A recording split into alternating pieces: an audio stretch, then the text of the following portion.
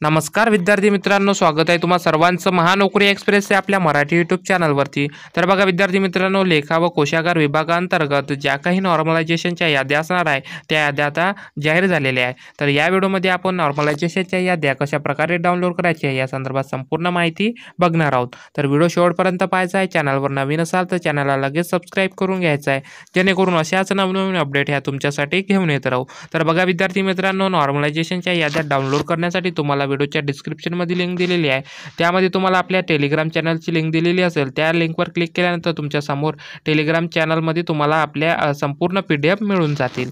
तर बघा, याद्या डाउनलोड करण्यासाठी व्हिडिओच्या डिस्क्रिप्शनमध्ये सुद्धा लिंक असेल, त्या लिंकवर क्लिक केल्यानंतर तुमच्या समोर अशा प्रकारे इंटरफेस ओपन झालेला दिसेल।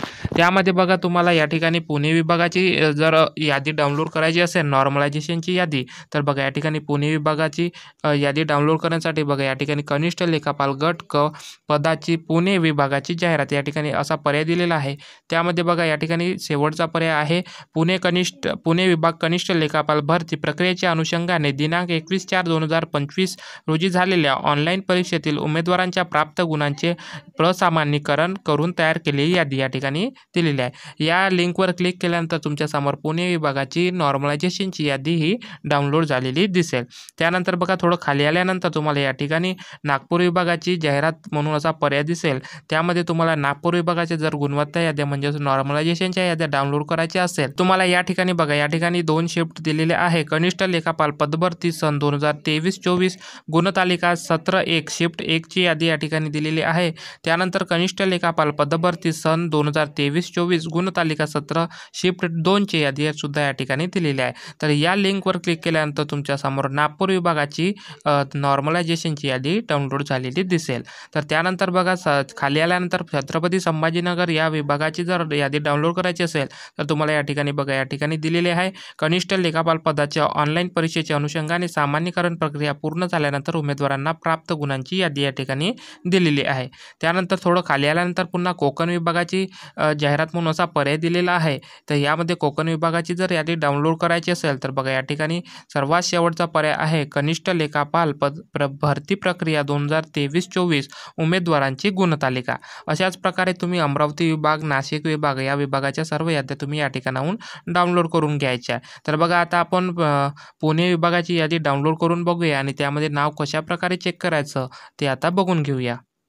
तर बघा विद्यार्थी मित्रांनो, पुणे विभागाची नॉर्मलायझेशनची यादी ही डाउनलोड झालेली आहे। दिनांक 23 जुलै 2025 रोजीची ही यादी असणार आहे। तर विषय दिलेला आहे कनिष्ठ लेखापाल भरती प्रक्रियेच्या अनुषंगाने दिनांक 21/4/2025 रोजी झालेल्या ऑनलाईन परीक्षेतील उमेदवारांच्या प्राप्त गुणांचे प्रसामान्यीकरण तयार करून केलेली यादी जी असणार आहे ते संचालनाच्या संकेतस्थळावर प्रसिद्ध करण्याबाबत हे परिपत्रक असणार आहे। तर बघा, जे काही याद्या असणार आहे तुम्हाला ह्या याद्या महाकोश.महाराष्ट्र.gov.in या संकेतस्थळावर 23/7/2025 रोजी प्रसिद्ध केलेले आहे। तर या ठिकाणी तुम्हाला पाहायला मिळणार आहे।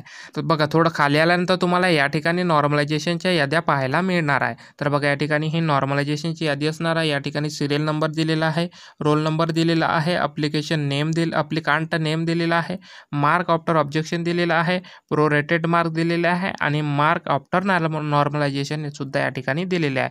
तर तुम्हाला या ठिकाणी नाव चेक करायचं असेल तर वरती सर्च बॉक्स दिलेला आहे।